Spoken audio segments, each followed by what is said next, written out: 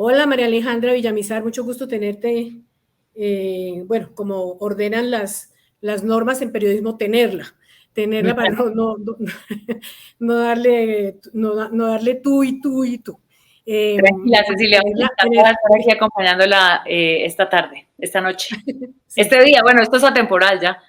sí, de acuerdo. Tenerla en la Alianza Informativa Cambio Noticias 1. Lastimosamente no es tan grato como su presencia al tema. Usted conoce hace ya algunos años que usted venía siendo espiada por inteligencia militar, por las denuncias que hizo Ricardo Calderón de la antigua revista Semana. Pero ahora nosotros encontramos pruebas irrefutables de todo lo que hicieron en su contra, de todos los seguimientos que le hicieron, y las pruebas son documentales. Entonces yo se las quiero mostrar en pantalla para que usted me vaya comentando cómo le parece todo los datos que consiguieron y todo lo que hicieron contra usted sin ningún motivo legítimo, porque se supone que los motivos legítimos de inteligencia militar es pues por seguridad nacional. ¿No ve usted cómo podría ser peligrosa para la seguridad nacional? Entonces le voy a ir poniendo en pantalla, si le parece, me quiere Vamos a comentar ver, algo antes. entonces.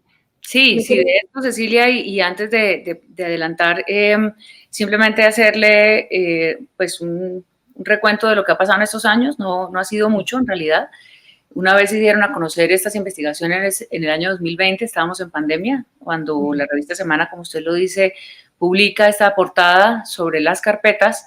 Inician investigaciones tanto en la Procuraduría como en la Fiscalía. Yo me convierto en parte civil en los dos procesos, acompañada, por supuesto, de un abogado, para estar al tanto del desarrollo de la investigación y con una función, digamos, un propósito claro, mejor, y es el que no se repita, es el de la no repetición.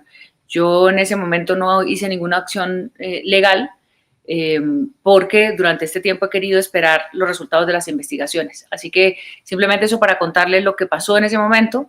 En este momento no hay ningún resultado de esas investigaciones, por tanto, pues lo que hemos visto en el proceso es una total, por decir algo, inoperancia de la justicia. Justamente por eso es que es tan molesto, por lo menos en mi parte, si usted me permite opinar, tan molesto que estos documentos todavía existan y que estén rodando en carpetas de inteligencia.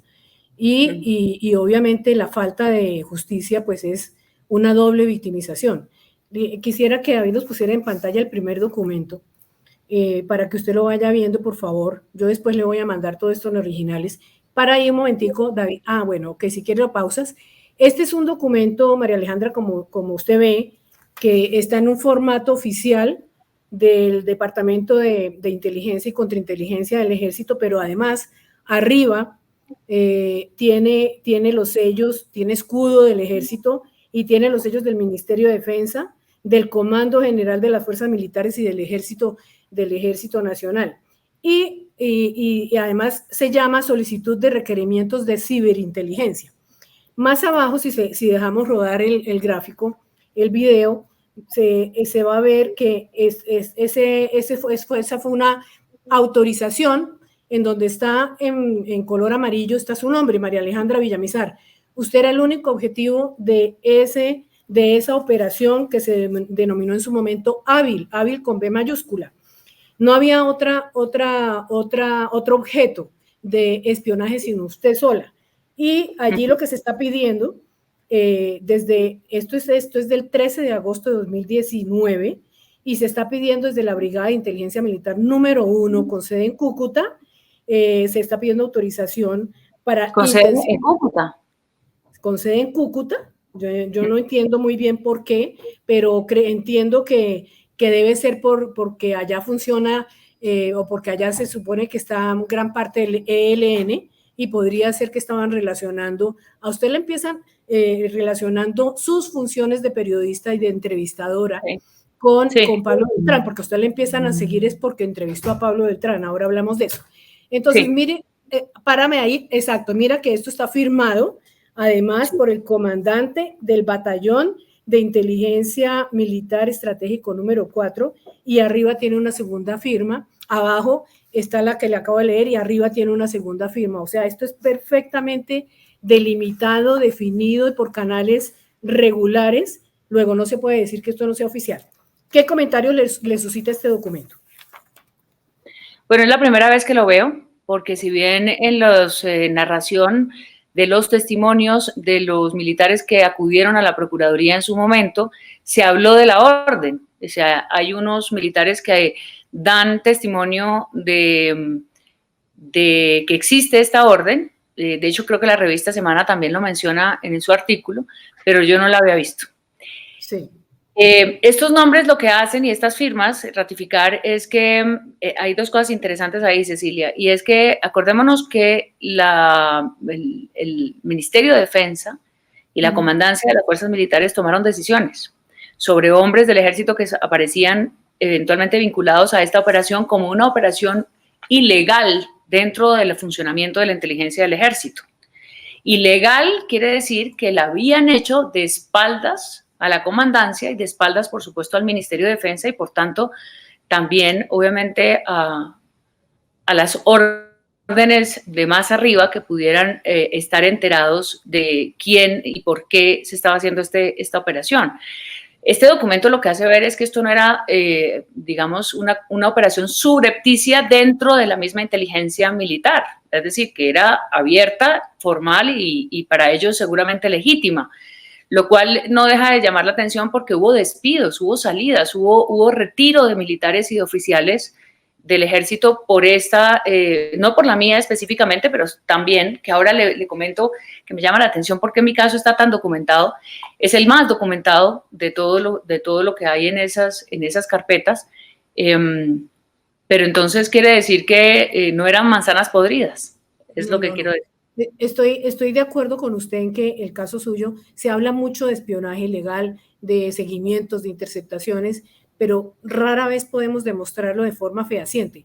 El suyo, este caso, con estos documentos que logramos conseguir, demuestra que que el seguimiento fue ordenado por canales regulares, así no sean legales, pero por canales regulares. Regulares, exacto. Lo cual llama la atención, ¿no? Porque se supone que estos casos son subrepticios y que son hechos por fuera de los conductos regulares. Pues este es un conducto regular y además estaban dejando evidencia gráfica de lo que estaba pasando. Pero por otro lado me parece tremendo que sea el caso suyo. Usted es una periodista profesional de larga trayectoria, todo el mundo la conoce, saben dónde trabaja, sabe que parte de sus funciones es hacer entrevistas. Las entrevistas que hace no son clandestinas, son abiertas, han sido publicadas. ¿Usted cómo siente, evidentemente, que usted sea, lastimosamente, el ejemplo de que ese tipo de interceptaciones ilegales son un hecho en Colombia? Pues no sé si me parece más complejo que no sean ilegales, porque lo que se había dicho era que era una sala de interceptación, una sala que estaba haciendo estas operaciones, primero sin autorización, como ya lo dijimos, segundo utilizando recursos de cooperación y recursos públicos también para adelantar estas investigaciones sin cumplir con estándares y con órdenes claras, digamos. Sí. Así que la primera reacción que me hace pensar es que entonces esto es una decisión de quienes mandan en las fuerzas militares y es una decisión del Estado colombiano. Es decir, el ejército de Colombia, todo un ejército de Colombia, todo un departamento de inteligencia de un organismo como el Ejército de Colombia, que tiene tareas para establecer blancos legítimos en la criminalidad y la delincuencia, pues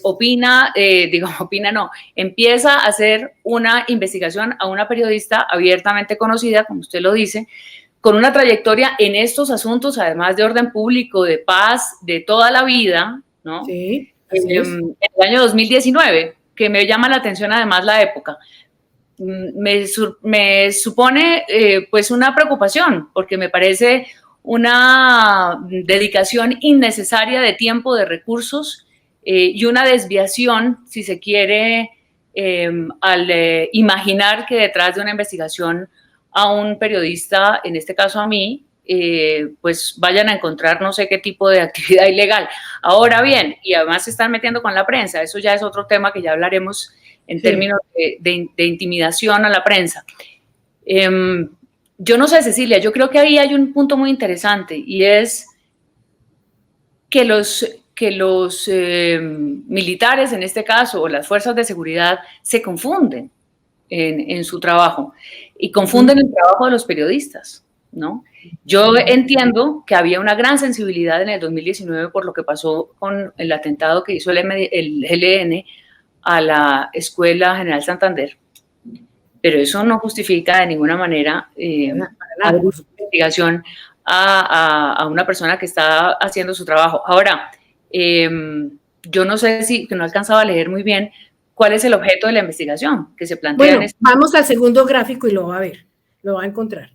Aquí le voy a permitirme leer lo que dice en el punto central de ese documento. Ok, aquí sí lo leo. Muy bien. Exacto. Respetuosamente me permito solicitar al jefe de Estado Mayor y segundo comandante de la Brigada de Inteligencia Militar número 1, autorice a quien corresponda que mediante las capacidades del Batallón de Ciberinteligencia que ellos llaman BACIB, con el fin de aumentar la producción de operación de inteligencia hábil, por lo cual se requiere realizar dicha actividad a los siguientes nombres. Así, María Alejandra Villamizar, punto, se acaba.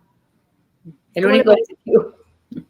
O sea, lo que estaban pidiendo autorización era para intensificar las actividades en cuanto a averiguaciones contra usted. Sí, pues un batallón de ciberinteligencia para encontrar además los asuntos que están obvios, que son publicados, que están a la luz del día, que hoy día en Google pueden encontrar la información que pueda hacer, claro, si es que tienen alguna intención, digamos, de hacer un perfil general, ¿no? De quién soy yo en ese momento del 2019, cuando además ya podríamos decir que son casi 30 años de trabajo. Sí. Pero bueno, digamos que lo empezaron a hacer y esa fue la instrucción. Esa fue. Ahora, ¿usted cree que una operación, montar todo un engranaje de una operación, ponerle un nombre como tan hábil? Hábil, no sé, hábil que únicamente es para espiarla a usted y cada uno de sus movimientos, o debía haber, digamos, lo que yo pienso, pero es una deducción, pues que era para a través suyo buscar a Pablo Beltrán. Debieron creer que usted tenía mucho acceso. Pero Cecilia, ahí se cae de su peso, porque digámoslo claramente, esta entrevista estaba ubicada en el crédito de la entrevista que fue además para televisión, no fue una entrevista en prensa, que se puede decir, en un lugar remoto de las montañas de Colombia, como las hacíamos en los 90s o así, cuando hacíamos entrevistas, que debo decirle una cosa, yo entrevisté muchos guerrilleros que pertenecían a los... digamos, a las comandancias de las guerrillas durante los procesos de paz, cuando estaban siempre en vínculos, en relación con acuerdos de paz o tratados de paz o procesos de negociación con los gobiernos. Pero esto no, esto está en Cuba. Ellos están en Cuba desde el año 2018-17, cuando estuvieron en negociaciones con el gobierno del presidente Santos. La entrevista dice, María Alejandra Villamizar estuvo en La Habana entrevistando a Pablo Beltrán. Cuando salí de Colombia, llegué a La Habana, esas entrevistas son acordadas y con conocimiento además de quien está recibiendo a los guerrilleros en La Habana, que es el gobierno cubano. Así que esto no tiene nada de raro, no es un lugar perdido en ninguna parte, es decir, es un sitio donde uno va, muchos periodistas han ido a entrevistar al ELN en Beltrán. Beltrán habla, hoy en día habla por teléfono, chatea, contesta entrevistas por medios electrónicos, así que eso no tenía legalmente ningún misterio. ¿Dónde estaba Pablo Beltrán? Pues estaba en La Habana, y por medio de mí iban a llegar aquí a La Habana, pues es que eso sale de cualquier resorte, así que los organismos de inteligencia no creo que tuvieran que perder mucho tiempo ni hacer mucho esfuerzo para a través mío llegar al ELN, porque si le digo una cosa, aún así no tendría ninguna justificación, pero si yo hubiera entrevistado a un comandante del ELN en algún campamento, en algún lugar de Colombia, pues vaya y venga que de pronto alguien haya dicho hay que ver, a ver cómo fueron las coordenadas por si querían a través de esto hacer un seguimiento o una operación ilegal, pero eso no tiene ningún sentido. No, no lo tiene, definitivamente. Ahora, de todas maneras, me parece que el momento político hay que tenerlo en cuenta, el momento que se vivía en aquel momento de 2019, no para justificarlo, pero sí para explicar por qué usted se convirtió en blanco de inteligencia y ciberinteligencia, porque en realidad lo que está pidiendo inteligencia es ayúdeme con ciberinteligencia para ubicar a esta señora. Ahora, en la parte baja, en el próximo gráfico, está ampliada la foto, exactamente, está ampliada la firma del comandante que pidió esa autorización. Él se llama el coronel Hugo Armando Díaz Hernández. Yo estuve verificando, María Alejandra, Sí. y él sí era el comandante del Batallón de Inteligencia Militar número 4, y Sí. él fue retirado junto con los demás después del escándalo que produjo la publicación de Ricardo Calderón, que fue en enero de 2020. Ellos fueron retirados como hacia mayo de 2020, unos 5 meses después, cuando ya el ministro de Defensa había cambiado. Ahora hablamos del ministro de Defensa del momento. Entonces, sí, él fue retirado, pero dentro de otros 10 o 12 oficiales que habían resultado nombrados en lo que Ricardo llamó las chuzadas. Pero nunca no encontré rastro de que se le hubiera investigado. ¿Para usted es suficiente con el retiro y sin ninguna investigación? Pues no, Cecilia, no, porque una vez se produjo, la de Ricardo Calderón de enero es la primera publicación, pero hay otra que sale el 2 de mayo, el domingo 2 de mayo, que salen las carpetas. Así es. Y a partir de ahí arranca otra investigación, que es la de estas carpetas específicamente, donde además hay que decir, aparece mencionado, por ejemplo, el periodista del New York Times, Nick Casey, que en su momento, y también Stephen Ferry, y también otros periodistas, que por eso además tenía otra relevancia para la sensibilidad, que es un organismo de inteligencia del Estado, siguiendo periodistas. Haciéndole seguimiento a periodistas y a periodistas además de medios internacionales, que no porque nosotros no los veamos igual de importantes, sino porque al final los países de esos medios suelen ser bastante más celosos y más exigentes con el cumplimiento de ciertas normas alrededor del respeto a la prensa. Pero no conozco exactamente si este teniente coronel está vinculado a la investigación. No recuerdo exactamente ahora en el expediente de la Procuraduría, que es la única investigación que en su momento avanzó algo. Sí. Pero el retiro de eso fueron 11. Me acuerdo que el ministro de la época, usted me dice, hablaremos de eso ahora, sí, quien desafortunadamente falleció por COVID-19, Carlos Holmes Trujillo, pues el 1 de mayo anunció en rueda de prensa que destituía a 11 militares. Y luego de este inicio de esa investigación destituyeron varios más. Sí. Esa destitución del ejército no ha acarreado ninguna responsabilidad, porque con esta destitución lo que hace el ejército es quitarse la responsabilidad institucional.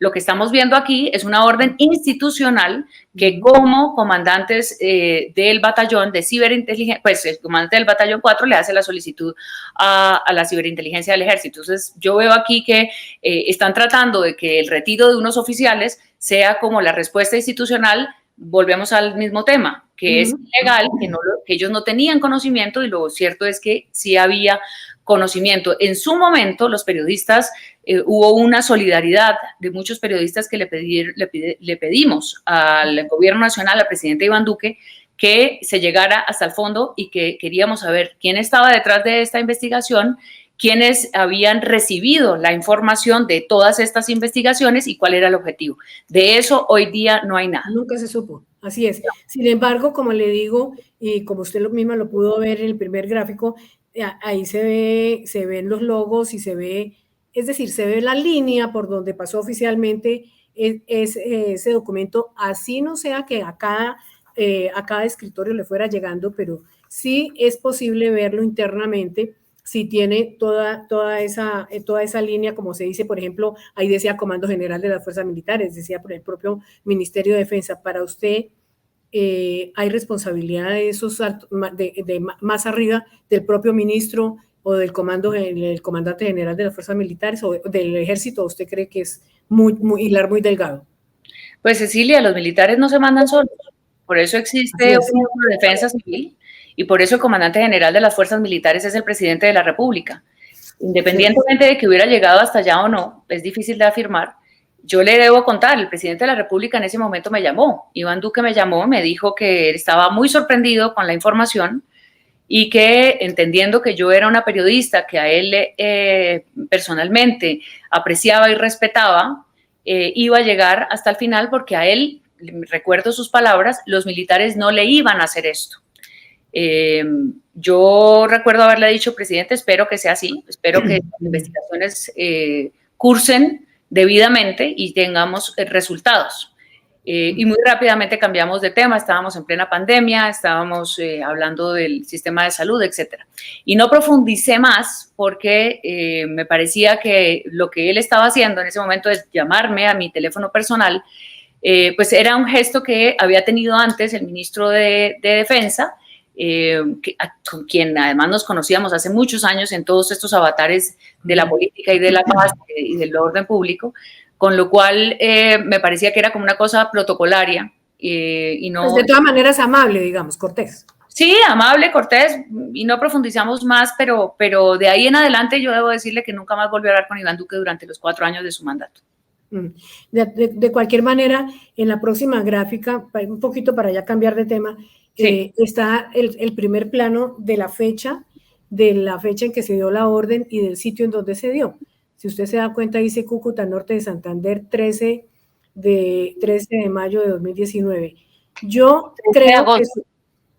13 de agosto, perdón, sí, de agosto de 2019. Yo creo que habían pasado unos meses desde su entrevista. Su entrevista fue publicada con Pablo Beltrán, ¿en qué fecha? Y en el canal Caracol, por supuesto. ¿En qué fecha? En marzo. En marzo si no estoy mal, el 3 de marzo del 2019 salió al aire la entrevista. Fueron 2 entregas, porque hice una entrevista en grupo con los comandantes que estaban allí del ELN, que habían estado en Quito, en la mesa, y también en La Habana, en la mesa de negociaciones, y luego una entrevista a solas con Pablo Beltrán. 3 de marzo en la edición central del noticiero de Noticias Caracol a las 7 de la noche, y salió otra parte más larga en el noticiero del mediodía. Ahora, si hacemos una línea de fechas, una línea de tiempo, la entrevista suya sale en marzo. La orden en contra de iniciar espionaje y de crear la operación Ávila en su contra es de agosto. Y la revelación, pongamos el gráfico 5, la revelación aunque es verdad que hubo 2 entregas de Ricardo Calderón, la revelación inicial de las chuzadas sin cuartel por la que sale Nicasio Martínez de la comandancia del ejército es de enero de 2020. Entonces, sin embargo, ahí se descubre, pero sin embargo, la operación continúa otros meses más. Y hoy, María Alejandra, siguen existiendo, porque nosotros nos encontramos hoy siguen existiendo, sigue existiendo esa carpeta, sus datos, sus fotos, todo aspectos de su vida, digamos, información privada suya, de su residencia, etcétera, etcétera, que ya lo vamos a ver porque ahí está todo, siguen existiendo en las carpetas de seguridad de inteligencia del Estado. ¿No le parece que esto es, digamos, casi que para pensar en una demanda? ¿Usted demandará al Estado o demandaría al Estado? Pues mire, Cecilia, la reflexión en el momento que se dio todo esto, como éramos bastantes periodistas, fue un caso que también estuvo acompañando y está acompañando y ya ha seguido acompañando la FLIP. La consideración de la FLIP, primero, obviamente en su tarea es llamar la atención del Estado para generar unos precedentes. Primero, esto no puede pasar, que esto no se puede normalizar, esto no puede ser una actividad que vayamos registrando año tras año como parte de los desequilibrios y de la manera irregular en la que funcionan las fuerzas militares en su inteligencia ante la prensa. No ante la prensa solamente, ante muchas personas y muchos ciudadanos que se han sentido intimidados por este tipo de investigaciones. En ese momento, frente a la FLIP me preguntó si yo quería demandar. Incluso hubo alguna reflexión sobre el tema de seguridad, si esto implicaba, como sabemos, estamos en el país que estamos, y la decisión en su momento para mí fue clara. Yo no voy a hacer de esto un activismo, porque yo creo que aquí hay que exigir resultados, exigir las investigaciones y seguir el proceso y confiar un poco en lo que la palabra del presidente, como le cuento en su llamada, del ministro de Defensa en su momento, y también, pues, por supuesto, del funcionamiento institucional de este tipo de investigaciones.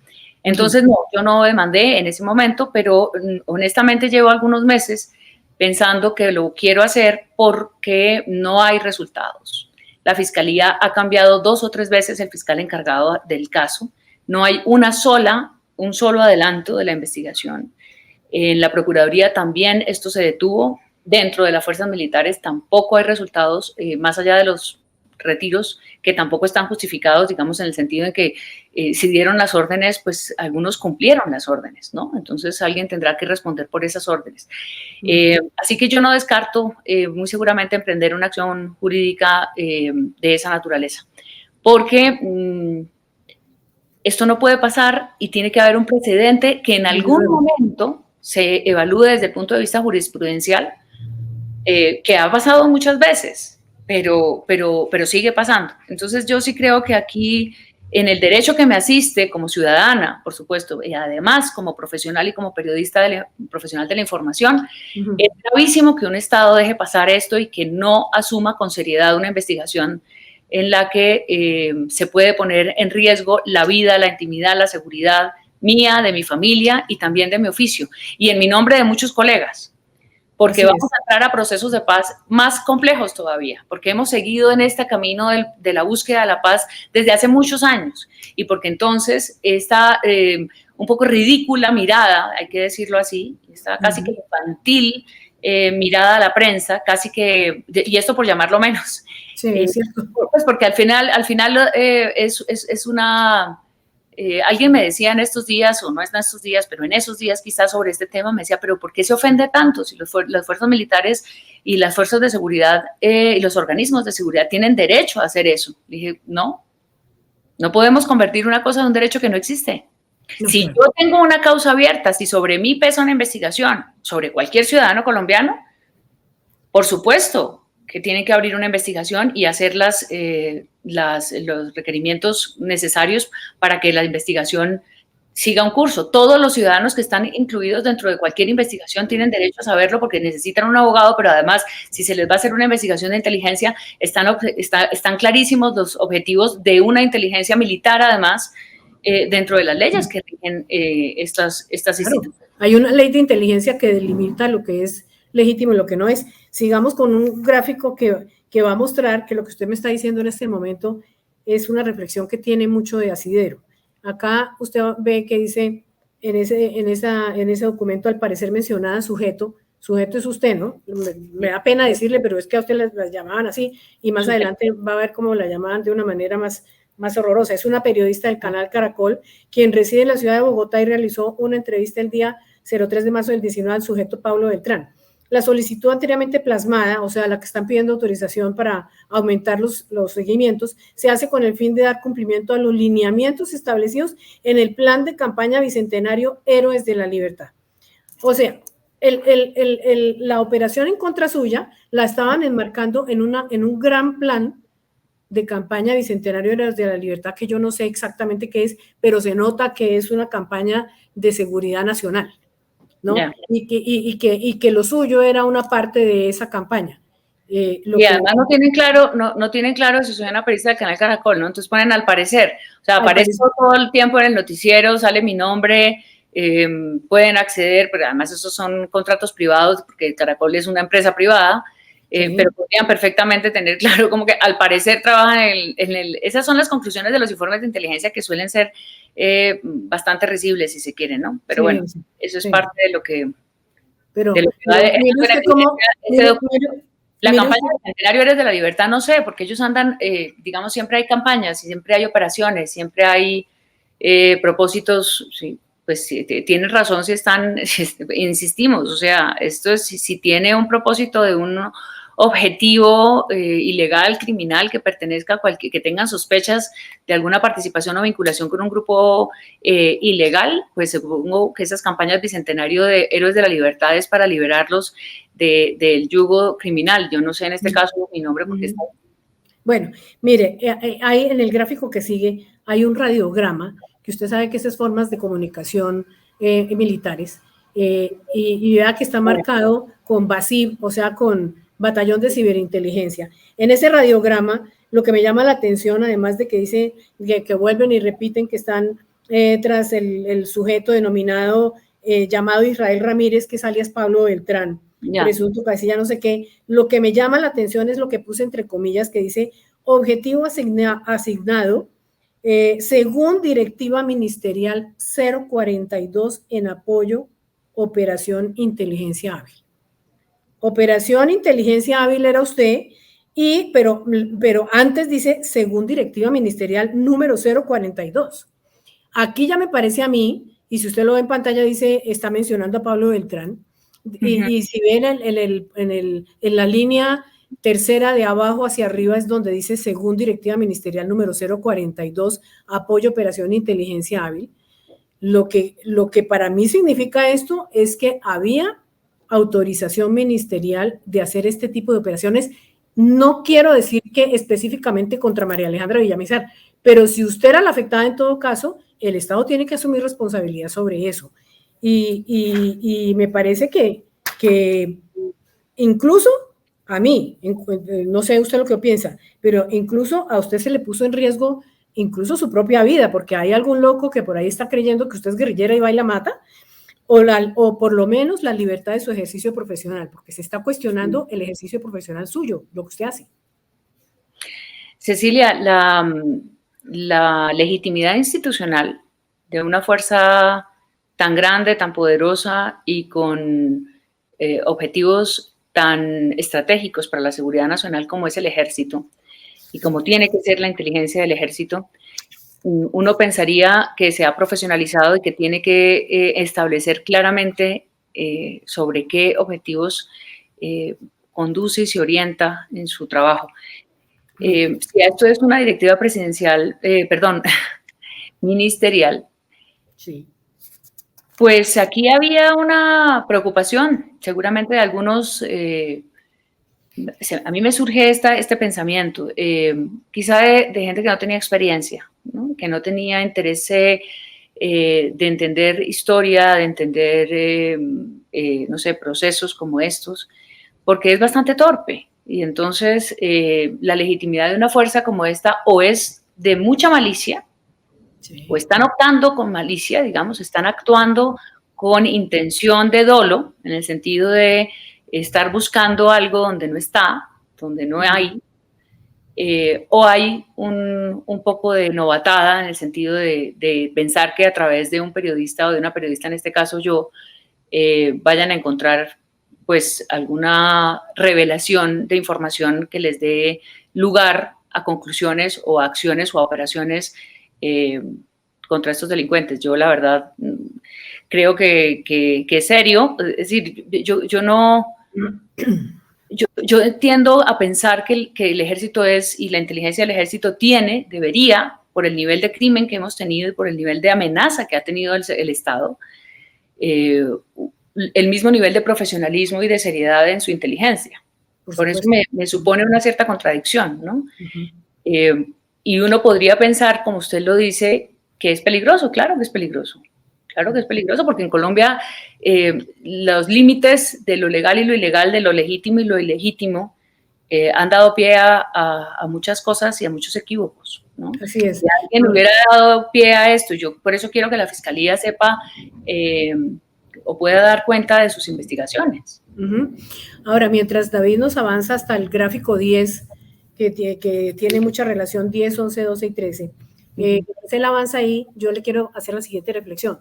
Es posible, buscando explicaciones, porque como a usted a mí me parece absurdo pues que hayan hecho todo este montaje contra una periodista como usted, que ni siquiera es que sea medianamente conocida, es muy conocida.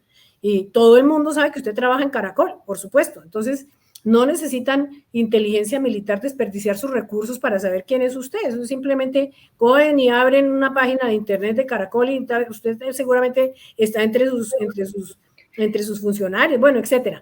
Pero es tal vez la trayectoria suya que usted ha estado siempre como dedicada a temas de paz, a entrevistas con quienes han estado en procesos y en negociaciones con los gobiernos y que ha sido incluso, si mal no recuerdo, usted trabajó en alguna consejería de paz en otros gobiernos, no necesariamente en uno solo, sino en varios sucesivos. ¿Cree que puede ser eso? ¿Que puede ser que la están, digamos, perfilando desde antes? Seguramente porque también en algún otro momento, cuando trabajaba justo en la revista Semana, estamos hablando del 2008, me acuerdo, en uno de esos otros escándalos sobre chuzadas también aparecía mi nombre. Cecilia, yo trabajo en estos asuntos desde que empecé mi oficio en el 95, 94, 95, y he trabajado en la Consejería de Paz del gobierno de Ernesto Samper, he trabajado en la Consejería de Paz en el gobierno de Andrés Pastrana. Por supuesto que estuve vinculada a la asesoría de la Oficina del Alto Comisionado para la Paz durante todo el tiempo del Caguán. Estaba en todos los procesos de paz y vínculos, digamos, vinculada, digamos, al gobierno, en los contactos, en las reuniones, etcétera, con el ELN en La Habana, en el sur de Bolívar, en Maguncia. Tengo toda la historia de ese proceso del ELN. Y en el 2015, entré a ser parte del gobierno del presidente Santos, justamente para montar un proyecto de pedagogía para la paz de cara al plebiscito. También estuve en la mesa de La Habana acompañando ese proceso, pero en el proceso de Quito, frente al ELN, donde estaba Pablo Beltrán, estuve como parte del equipo negociador nombrado por el presidente Santos, acompañando a Juan Camilo Restrepo durante 10 meses. Así que en donde hay, para llegar a un equipo de negociación y para estar dentro de los equipos de los gobiernos, todos los militares lo saben, ¿no? Hay un camino, claro, yo soy cerca de todos esos procesos y esos procesos están acompañados de la inteligencia militar, de la inteligencia de la policía. Así que esto por eso es extraño que en el 2019 aparezca de pronto ahora la novedad de que yo ando entrevistando a este señor Beltrán, cuando la primera vez que lo entrevisté fue en el 98, ya ha pasado unos años, en Maguncia y en Alemania, y luego otra vez lo volví a entrevistar otra vez en Alemania para el noticiero CMI. Todo eso está publicado, todo ese archivo existe, y quienes siguen los procesos de paz saben que yo he estado presente, como hemos estado muchos presentes, en esta historia del país. Entonces, pues... ¿cuál es la novedad? Sí. ¿Y qué es lo que hay que investigar? Ahora es porque seguramente hay alguien que no sabía cuál era la historia y quería averiguarla, ¿será? No lo sé, me parece bastante torpe en todo caso, pero sí, además de ilegal, ¿no? Me atrevo a calificarlo de ilegal.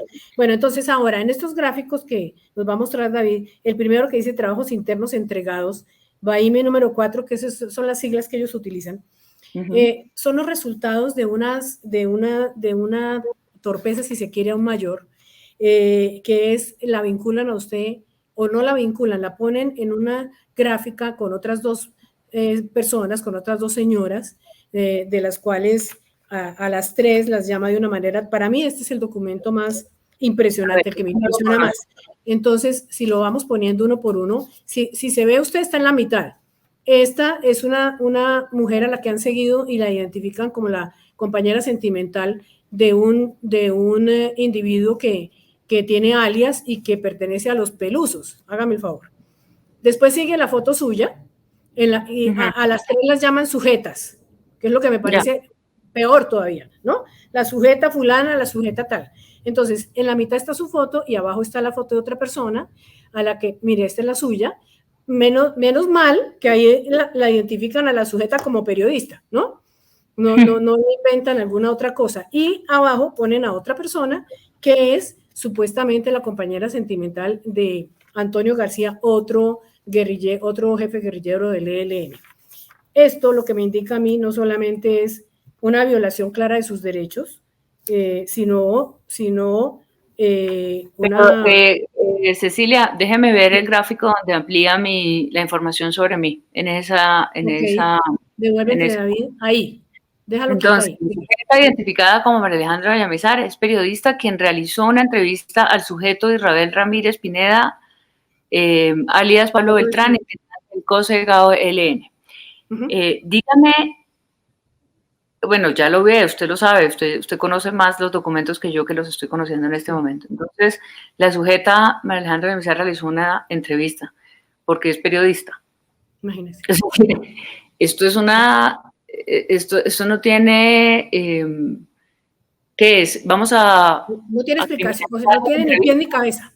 O sea, ¿vamos a criminalizar el oficio periodístico? ¿Esto es un crimen, hacer una entrevista en estas condiciones, o es un señalamiento al que el oficio debe hacer una entrevista, en este caso a este personaje del ELN, consiste en un delito? En esto la libertad de prensa está en juego. Pues sí, la libertad de prensa y las miradas de estigmatización de estos organismos de seguridad. Para la prensa es muy complicado. Es que no estamos en un país donde no se pueda ejercer. A mí me preguntan mucho por la libertad de prensa y la verdad yo siempre la he defendido. A mí nunca me han dicho que no publique. Nunca me han dicho qué publicar. Ni se lo han impedido en sus medios. Ni me han editado las entrevistas, ni me han corregido mis textos. O sea, los medios como tal nunca lo han hecho. Y por eso yo sustento que la libertad de prensa para mí ha sido siempre clarísima, pero la intimidación del Estado, calificándome a mí como entrevistadora, metiéndome en una ficha donde hay personas que están al margen de la ley, pues tendrán que decir cuál era el objeto de esto. Así es. Ahora, la gráfica siguiente, esa para mí es gravísima. Esta gráfica, si bien todo es grave, pero esto se indica hasta dónde fueron llegando las cosas en cuanto a usted específicamente. En la gráfica que sugiero poner enseguida, que es la 15 de David, está una violación clara de sus derechos, no porque diga algo en contra suya, sino porque revelan datos que usted, si usted no quiere, no tiene por qué revelar. Usted tiene el derecho de intimidad y de privacidad de sus datos. Y esta información, que dice información personal, si la vea usted, la misma foto suya, y a cada lado está desde su nombre completo y cédula hasta los nombres de sus teléfonos celulares fijos, la dirección de su casa, las placas de su carro, hay fotos de su camioneta, si es que todavía la tiene, las placas, incluso en el último nivel abajo a la derecha están los comparendos, número de comparendos. Entonces, para mí, esta es una violación clara de sus derechos de intimidad, de privacidad, pero no sé para usted si a usted le da importancia a esto o simplemente es una ratificación de todas las violaciones que se cometieron contra usted. Pues detrás de qué irían, porque esta información realmente, pues me llaman al teléfono y yo se la pido, ¿no? Yo se las doy. Es decir, no te necesitan una operación hábil ni mandar unos memos de semejante calibre para esta información. Por supuesto que es información personal y que uno no revela sus datos personales públicamente, pero tampoco dicen nada que no pueda publicarse, ser parte de mi vida. Yo soy una persona en lo público y lo demás soy una ciudadana con una vida, con una familia, vivo en una casa, tengo un carro, es decir, la vida natural de cualquier ciudadana. Por supuesto que es una violación por parte de un organismo de seguridad plasmar en un documento de estos con una figura como la que usted me está mostrando. Esta información, Cecilia, en su momento se conoció. Porque se decía lo de los comparendos y lo de las placas de los carros y, en fin, no sé, es que lo que no sabemos es para qué. Lo que no se entiende es todo esto para qué. ¿A quién veía esto? ¿A quién le servía? O sea, ¿a quién le llegaba la carpeta para ver esto? ¿Y quién la calificaba? En algún momento en blanco y negro, ¿no? Es un poco como la pregunta. Pero además, si había un jefe a que le mostraran los resultados, debería decir, esto me parece maravilloso o esto es inútil, ¿por qué están haciendo esto? ¿Cómo es que no? Nadie... No, por supuesto, alguien está recibiéndolo y viendo y diciendo, bueno, pero además aquí no me está diciendo nada, porque claro, supongo que estarían buscando algún hallazgo que les indicara o que les diera algún indicio claro. de ilegalidad o lo que estuvieran buscando. Esto realmente es, pues, una cosa ociosa, ¿no? Bastante, por no decirlo más. Yo no quiero calificar... maliciosa también, ociosa y maliciosa. Sí, ociosa y maliciosa, por supuesto. Sí. Innecesaria e indecente, ¿no? Violatoria de mi intimidad, de mis derechos. Claro, por supuesto.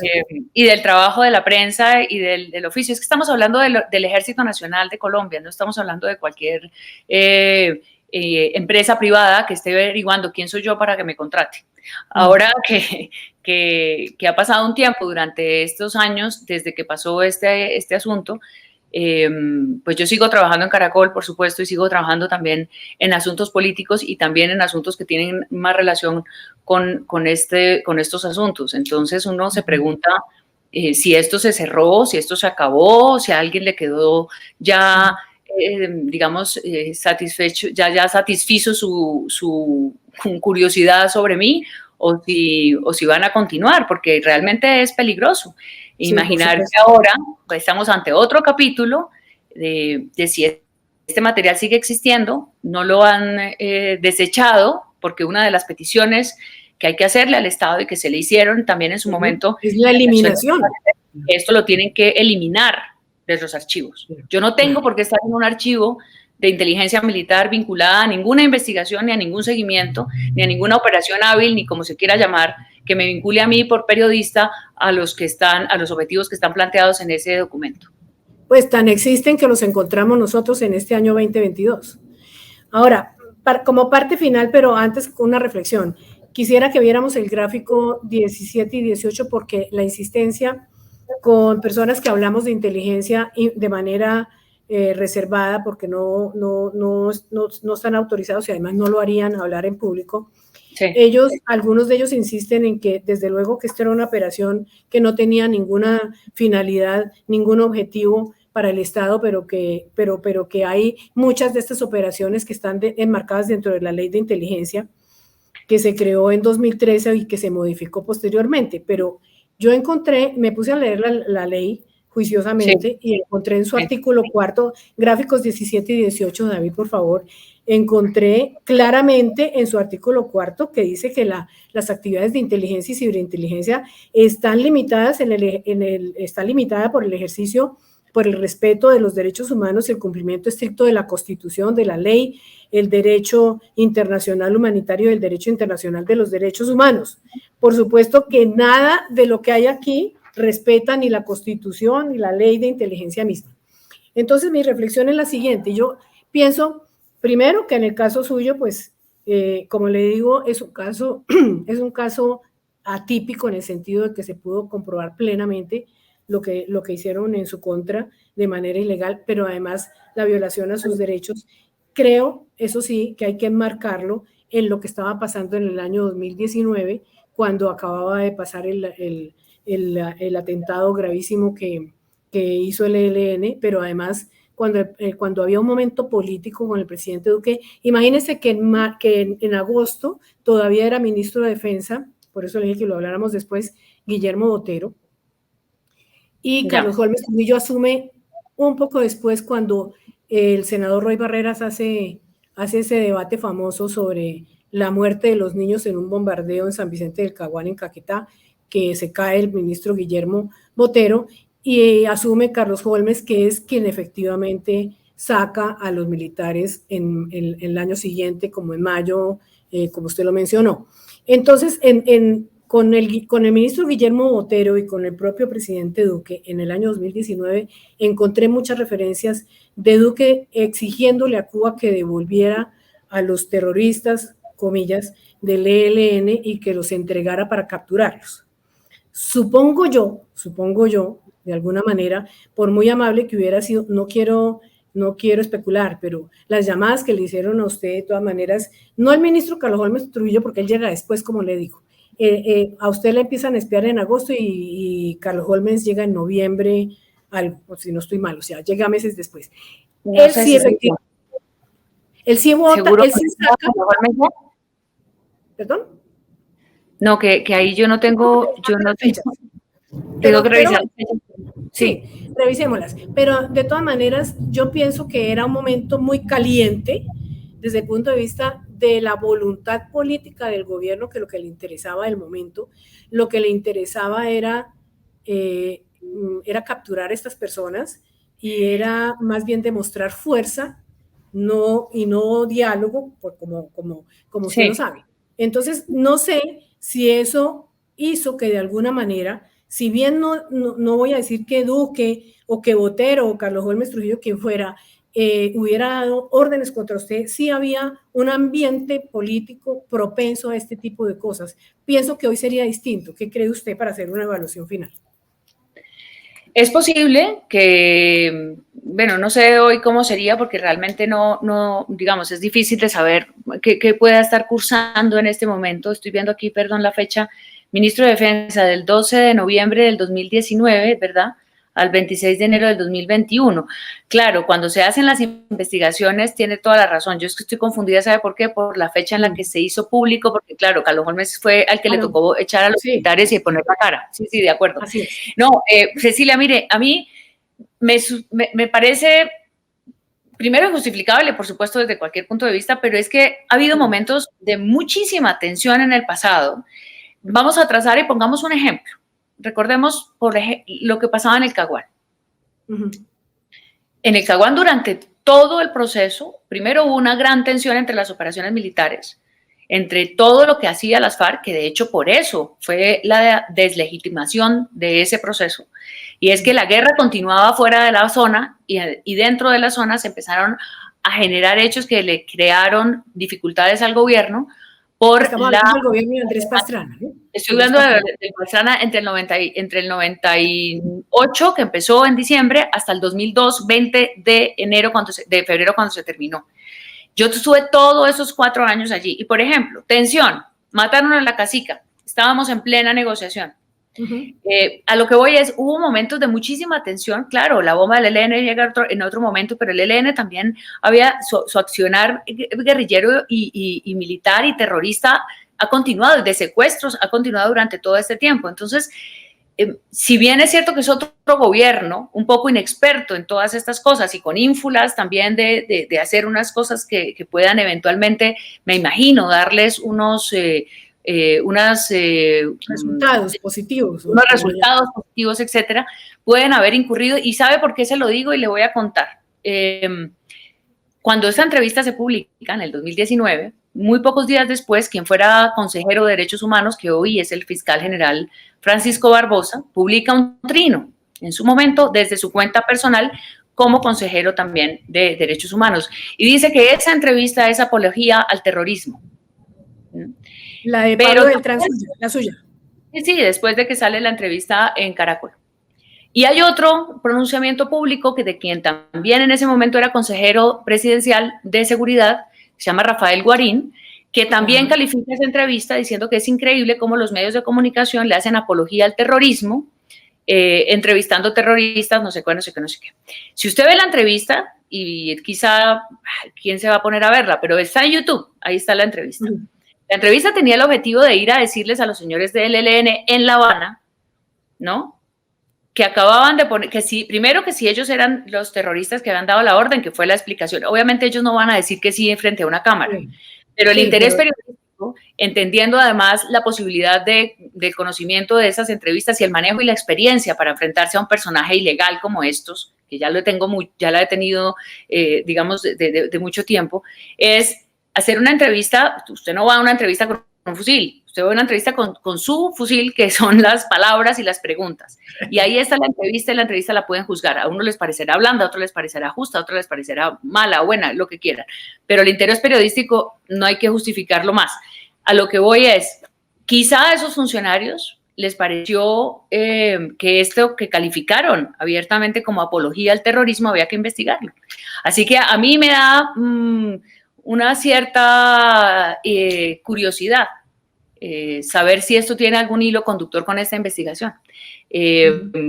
Desafortunadamente han borrado los trinos. En la investigación en algún momento los vamos a encontrar, pero, y más aún si procede una demanda contra el Estado, pero ahí hay algo que tiene que ver, a mi juicio, con eso. Son funcionarios que llegan el ambiente político a descubrir los vínculos del terrorismo, seguramente en sus imágenes, en sus cabezas, algo que nunca existía.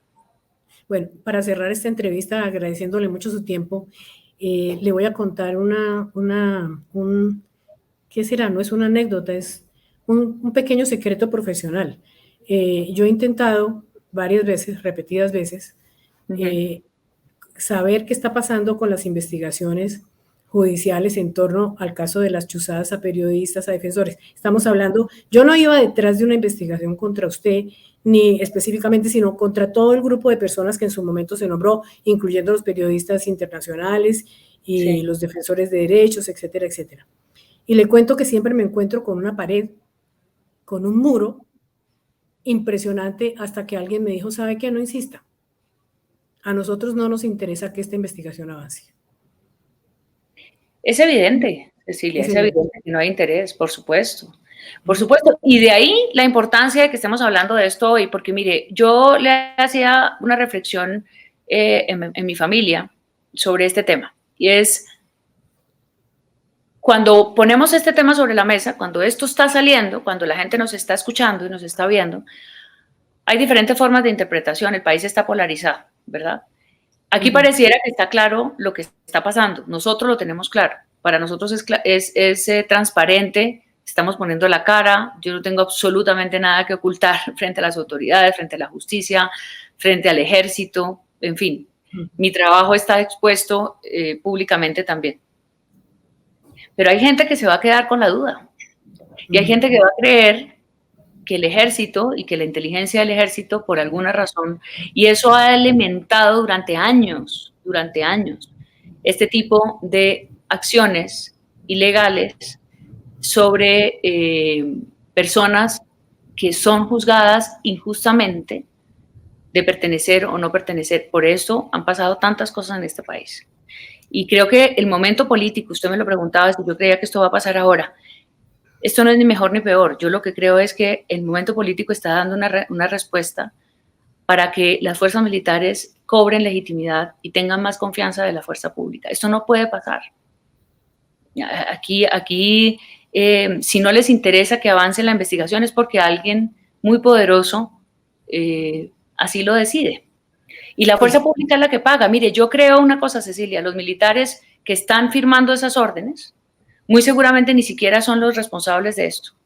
Yo no quiero, y de verdad, para terminar con esto, yo no quiero señalar con el dedo al ejército ni a la inteligencia militar. Ellos están ahí, firmaron las órdenes, es su nombre, es su cargo, brigadier, no sé qué, teniente coronel, el mayor, la orden se las estaban dando. Entonces, si aquí hay un respeto por la jerarquía que hay dentro de las fuerzas y por ¿cómo se llama? Eso tiene un nombre. El debido, ¿no?, cumplimiento de... Sí, el debido cumplimiento de esas órdenes dentro de un organismo de seguridad y una línea de mando. Una línea de mando, gracias. Pues sí deberíamos seguir preguntándonos y que alguien tenga que responder. Porque es que el punto importante es que no pase más. Lo importante aquí es que no pase más. Porque nosotros somos de una generación, digamos, que venimos con todo este peso.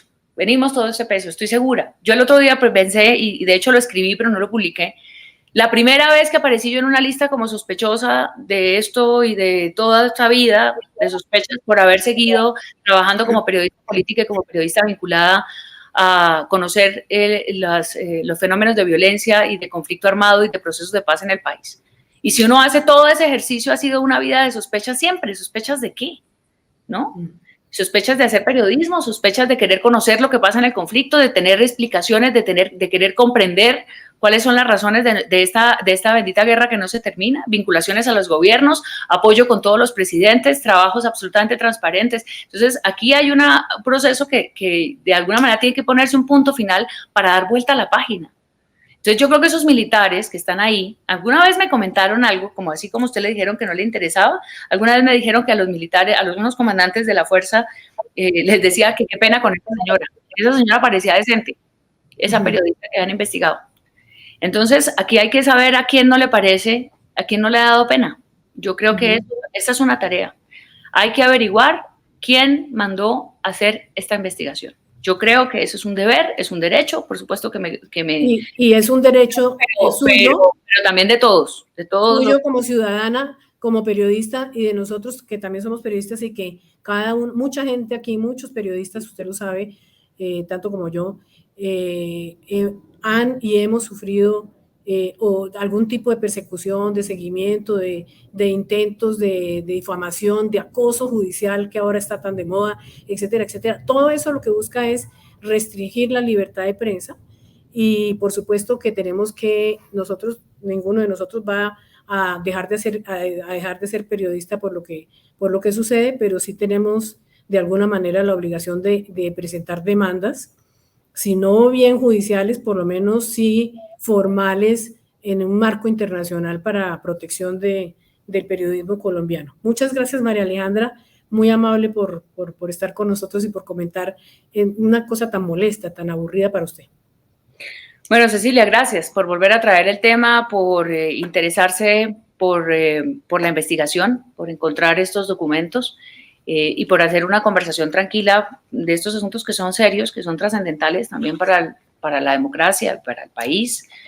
Hay que tener los pies sobre la tierra porque no estamos en un paraíso, pero pero creo que nos asiste una certeza, primero de estar haciendo la tarea que toca estar haciendo, que es el oficio, pero segundo de confiar y de dar un voto de confianza.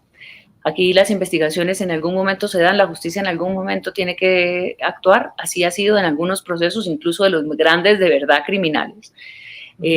Así que yo espero a partir de esta nueva revelación, porque realmente ese documento, que es el tema central de la orden, pues da pie para muchas cosas. Vamos a ver qué pasa. Y de verdad, pues gracias por este espacio, y para la gente que nos ve, pues que no se haya, no sé, mentiras, no voy a decir que no se hayan aburrido mucho, pero es que estos son asuntos que a veces parecen como muy complejos de comprender. Gracias, de comprender. Pero no, me parece que son necesarios y eso es parte de la democracia. Muchas gracias y para adelante, María Alejandra. Gracias, Cecilia. Un abrazo grande.